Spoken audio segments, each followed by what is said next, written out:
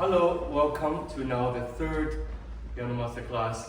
That's part of the Yale Undergraduate Piano Collective. This is our inaugural series, and some of you I'm very happy to see here again, and the first timers welcome.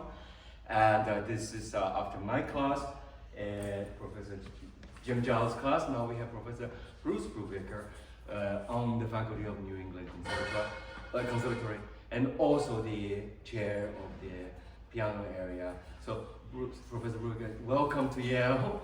It's a pleasure to have you here. It's a pleasure to be here. And I think today we have a nice and varied program for you and for everybody. If you are interested, the QR code will take you to our score. It will be beneficial if you are following the music as the discussion takes place. And I guess we have to check with Jairus and company. We sometimes do the talking after each player is finishing. So if you have some questions, think of it in a timely fashion, and before we go to the next composer. So without further ado, do you want to say anything? I would only like to say that, as you all know, there are many ways to play the piano, there are many ways to make music, and I am certainly not here to tell you the way to do it, but rather to just explore together, as I think we all should do, to explore together some of these texts and consider some of the issues that arise as we try to turn those written symbols into sound. Great, thank you very much. So here we are. Nicole Chaminade. Actually, I would just name you, and then you would tell us the piece, or you can say 2 words about your piece. Because your piece is not an everyday piece.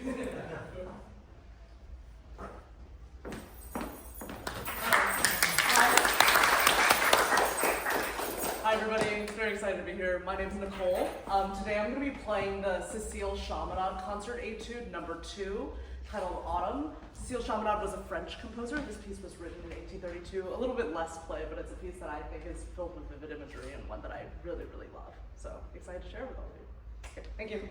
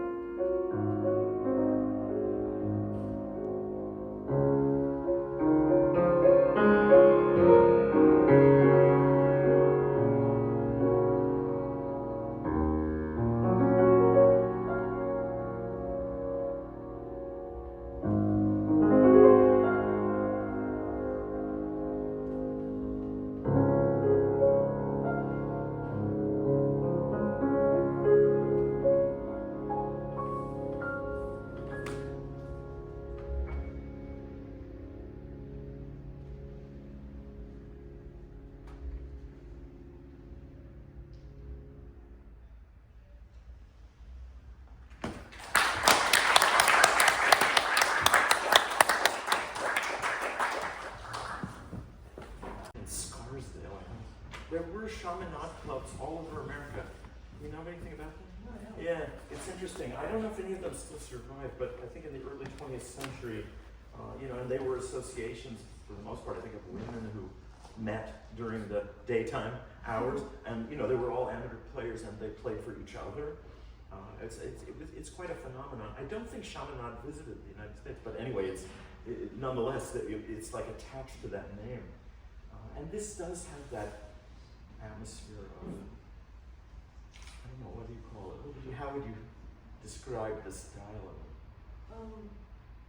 I think it's definitely lyrical with a hint of longing within it. Oh yeah, for sure. Yeah. But what about the piano textures or the harmony? I mean, it's definitely harmonious. I think. Oh, yeah, absolutely. But it's not really like Chopin. No, not quite. No. There's definitely the French style hidden within it. I think so. A little bit. But I wouldn't say it's completely French. Okay. I don't know what that is, but yes, okay. I wondered about a few things at the beginning. So one thing I found curious was, so it's in 4, right? Yeah. And yet the metronome marking is given in 8th notes. Why is that? So are you looking, the metronome marking is given as 8th note equals 112, but I would think I'd like to feel 4 beats, right? So why is it marked like that? I think it has to do with the left hand and how it's being paced. Oh, maybe, but there's a very practical question. Oh, very practical. I don't know what you know about the old metronome. No, I don't. What was the old metronome? So I have a feeling that he's just, I don't know, I have a feeling the mark is simply written that way because the metronome is going to function better at 112 than it's going to function at 50. So I may be wrong, but I don't really think it's in 8. I wondered, I said earlier I was going to talk about how to read written music, but I want to ask you something about the instrument. Sure. So what's the best place to sit, or how do you think about that? Or anybody, maybe other people have ideas. No? For me? Yeah, go ahead. I try to- Demonstrator, tell us. I mean, I try to think like parallel here. Okay, yeah, I like And then, that. In terms of distance, I recently have been experimenting with Oh, sitting back. a little bit further. I was going to tell you to go up a little bit. little? You know, I don't know how you feel about this. What does it matter? Well, if my arm is extended, and yours is not that much, yours is extended only a little tiny bit, but I think that, I'm not an anatomist, but I think that you can feel this inside your body if you just try it. If my arms are hanging here with nothing, no muscles used, gravity is holding them down, I guess. If I want to raise my forearm, I have to use some muscles to do that, right? You can feel that inside your arm. But then if I reach forward, I'm using some additional muscles to do that. And so if all the time I'm playing, I'm reaching forward, then those extra muscles that I engage in order to get there are always tensed or flexed. They can't be relaxed unless I come back here. So, you know, am I telling you should play the whole concert like that? I'm not saying that. But if you reach out, then if you can sometimes come back, so that this is actually parallel and not always forward. So I think maybe, and it also seemed to me, and it's hard to judge this for others, right? I think we have to find it for ourselves, but I think the bench is a little too high. And I also think you're sitting in a way a little too comfortably. So I think ideally, you know, this is kind of a small bench, but I would try to sit on the front edge of the bench. And again, why is that? Just because you have a better balance with your feet. And if you're really sitting far back, it's hard to really have a balance because you're using the chair a little too much. So, why does any of this matter? I don't know. Play the first measure again.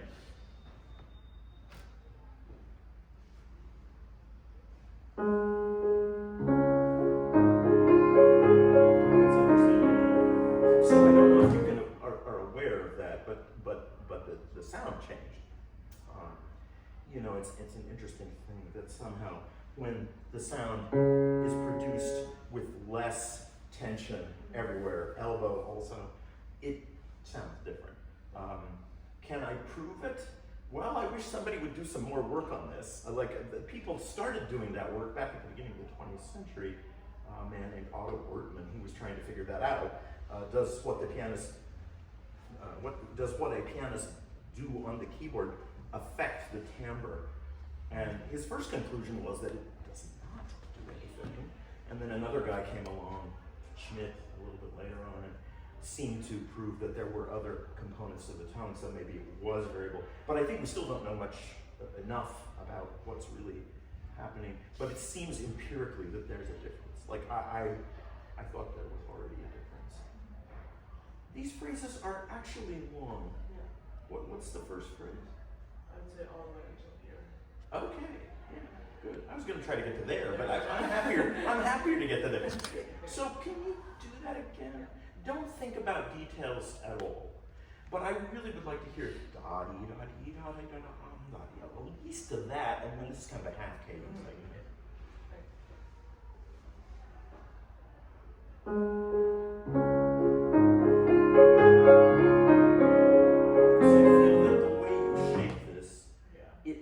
Like that's finished.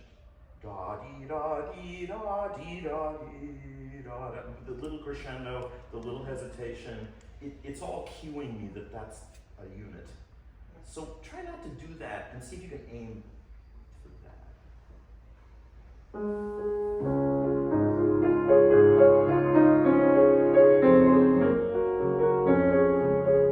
Yeah. So it is true. It's better. Da dee da dee da dee da dee da dee da dee. I think it's that. Yeah. And then that's sort of answered. Yes. It's tricky, isn't it? Because how do we know that? I mean, composers don't really, in this kind of notation, they don't really have a way to show that. Right. And we see all these slurs which seem to indicate other smaller units. So it's strange that, in a way, the most important aspect of how the music functions is not explained, but I think we have to use our sense of what is appropriate in that style, in the harmony style. Tell me about the pedal. How do you do the pedal? Very detailed question. I'm thinking. I mean, I Yeah, you're that time around, I was not thinking of it. Yeah, you know, that was I told you not to, right? Do it again and think about what's happening, or maybe other people can listen to this too. Are you satisfied with the way one harmony moves to the next one?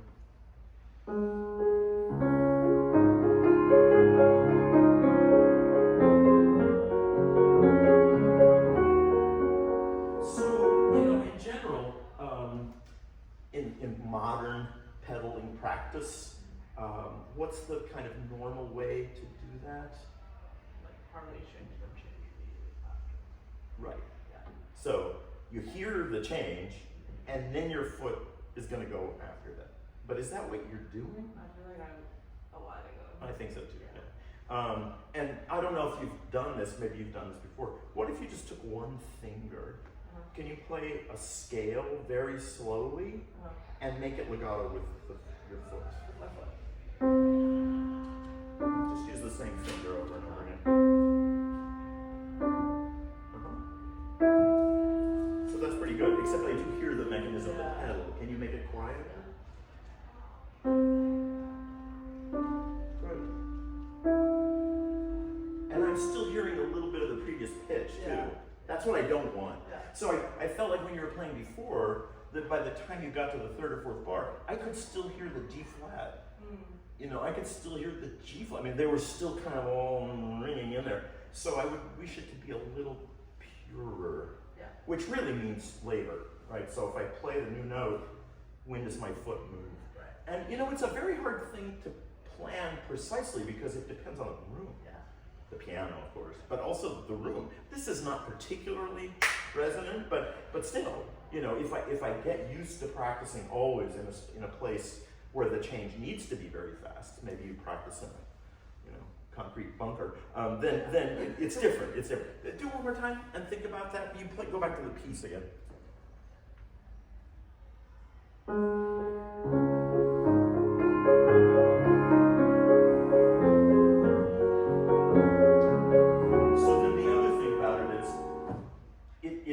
That we have to be touching the new pitch, and then I think the change can occur without totally removing your foot from the pedal. So I'd like to hear da da. I don't want to hear da da. I don't want to hear that gap. So I think it is a continuous pedal sound, but without overlapping. So easy for me to say, right? But not so easy to do. But I think if you tune in a little bit and notice the pitch overlaps. How do you do this? So if you're looking at it, so this melody is coming in the kind of alto voice, I guess, and then there are these smaller notes, smaller in size, written above. How does your hand do that? I'm trying to rotate into it. And then Can I just see that right now? Just right. So I wonder, besides the moving like that, but also that if you think about the lower notes as being produced with a firmer finger, and that the top notes, your fingers are kind of like, I don't know, feathers, something lighter. It's a pretty standard thing in piano technique of the 19th century, right? Schumann does it all the time, Chopin does it all the time, where one voice is going to be highlighted either on the top of your hand, on this side of the hand, or the other side of the hand, and the other fingers are called upon to be more transparent, right? So I thought sometimes as the crescendo happens, then this textural difference wasn't there anymore. So like these are pretty good, but then when you get up here, that one sounds like it doesn't sound like a small note anymore. It sounds like a big note. Is that the official word for it? Do one more time, right in.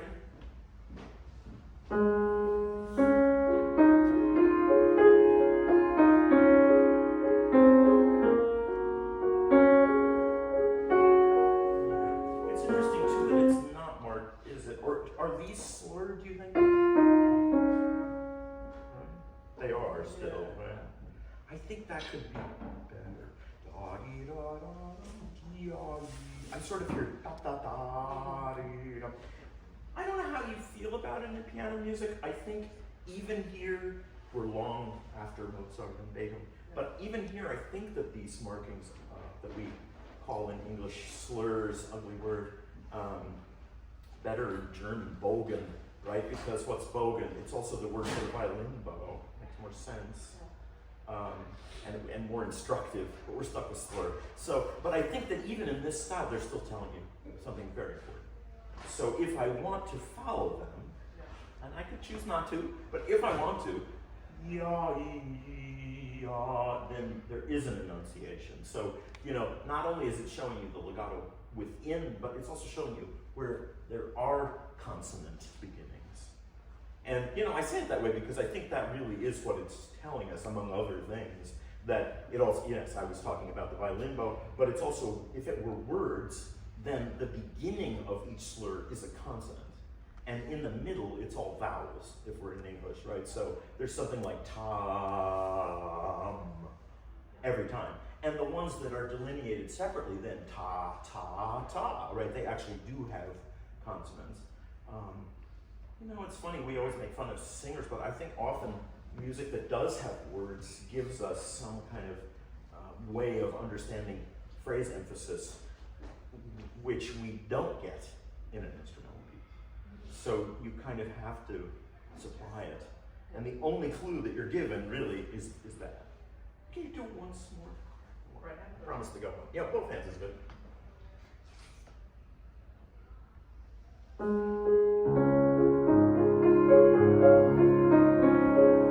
That's what I didn't like so much, because I was here ya ta ta, but what about ya? Yeah. So probably here, if you're going to use that fingering, you need to be on the surface of the key when the note is played. It's a hard fingering. Yeah. Okay. You could just do that. Yeah, I think that would be, but you don't need to change it. But think about the E flat.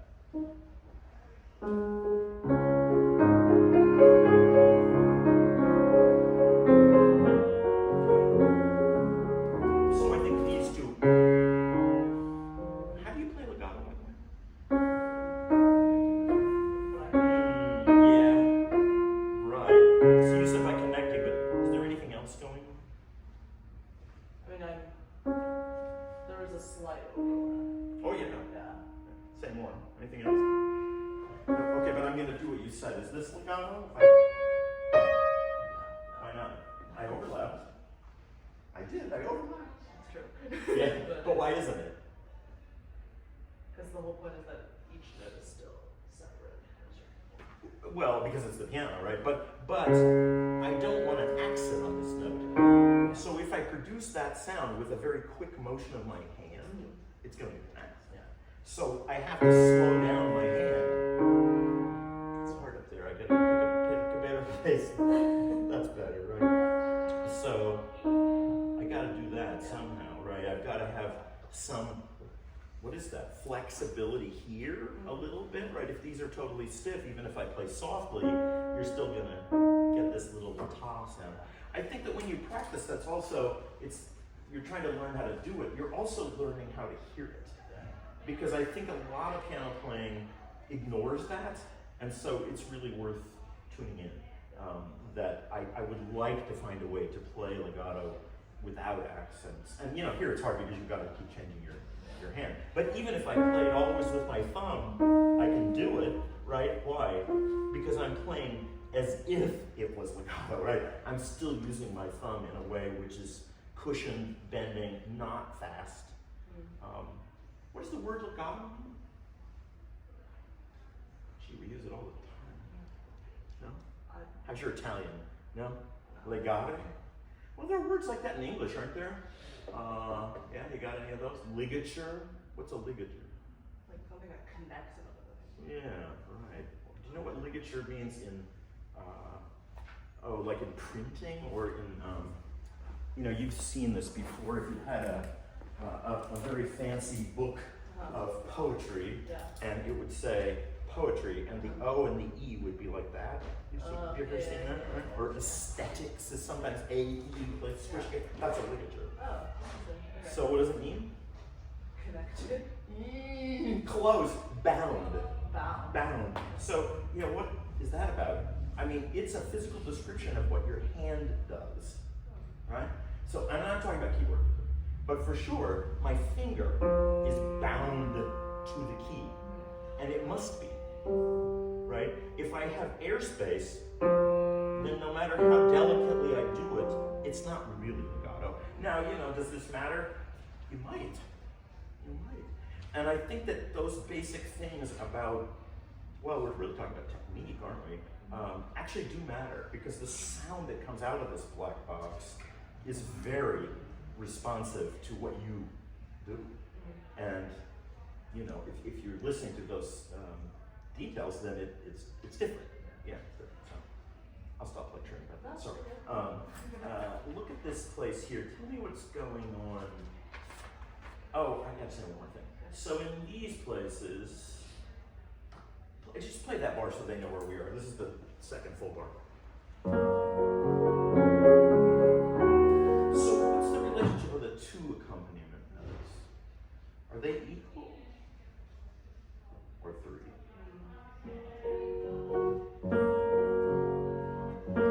So the first one is notated as an eighth note, and the last one is a 16th note.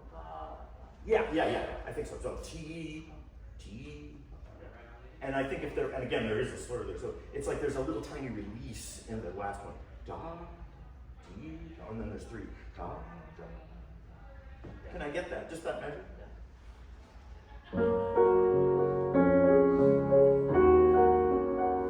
So when you play those, I mean, you know, you might think more about what you're doing, you know, so that there's not some kind of physical pushing into it. You're kind of, sometimes you do a little vertical thing, and then it makes the last one kind of energize, and I think you should do that.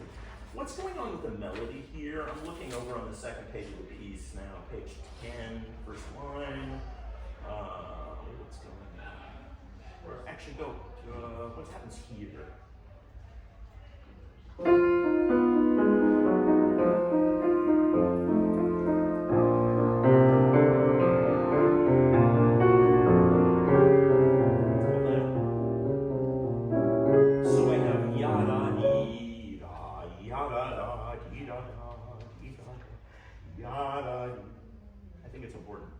It's not more important, but it isn't, I wouldn't dismiss it. Okay. And I think especially as it turns there, it's beautiful. And she writes dolce, right? So it's like, that's a moment. Dee-da-da, dee-da-da, dee-da-da, dee-da-da.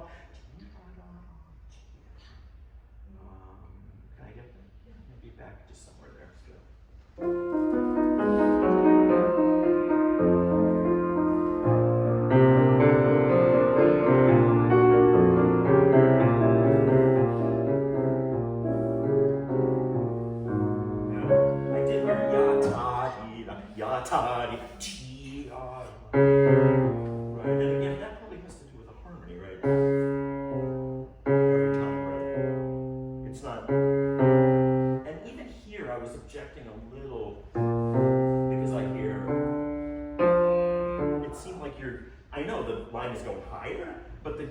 Is showing me that that's less important. And I don't know, maybe you think that's too finicky. I think a lot of pianists ignore these things. And you know, very often when you're a little kid, people tell you, oh, if the pitch goes up, you should get louder, and when it goes down, you should get softer. It's not true. I mean, it might be true. It might be true in some pieces, but for example, here it's not, I think. Because I think the gesture of that, it's not that, right? And one of the ways it's conveyed is in fact that marking. I want to ask also about this line, when it gets all exciting here. Play a little bit of this. The pedals also need you here, right? But can this all be one unit? I don't know, maybe you start somewhere else, wherever you start, someplace you want to. That's good.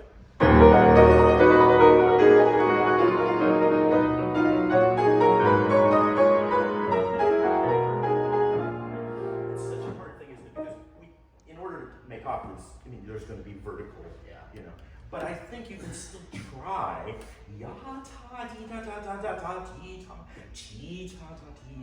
I think it's going there. I don't think it's going here. I think it's going there. Yeah. Can you do it again? Yes.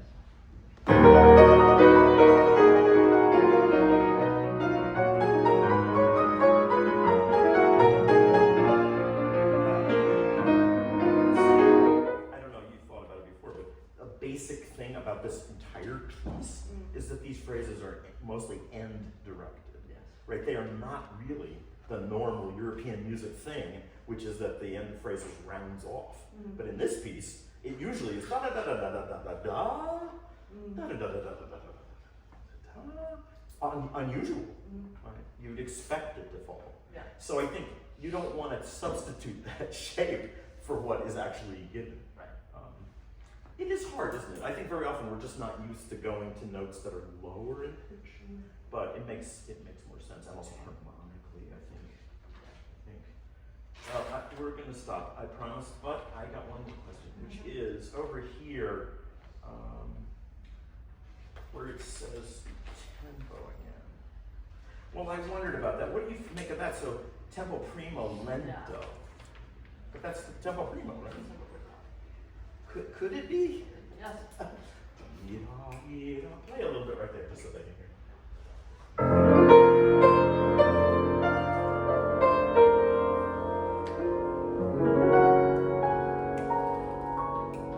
And I think it's still tempo primo. So I mean, yes, you can have a little freedom, but I feel like if you really slow the tempo down, I mean, you can. I don't know how much liberty are we willing to allow. It's funny, at our meal a little bit ago, we were talking about, I mentioned some of the old pianists from the early 20th century, and I think very often when people hear recordings by Cortot or Paderewski, and they say, oh, those performers are taking a lot of liberties with the music. And I really think that's the wrong way to understand it. So I really think it is that we see in those early documents that the written text for that music, often Chopin, is simply not detailed enough to convey what music does. And so it's not that the performers are taking liberties, it's that the scores are not really detailed enough to convey what music is. So I think here, that could be true. So it's always a negotiation, isn't it? You're feeling your idea about the piece that you would like people to hear versus what you're instructed.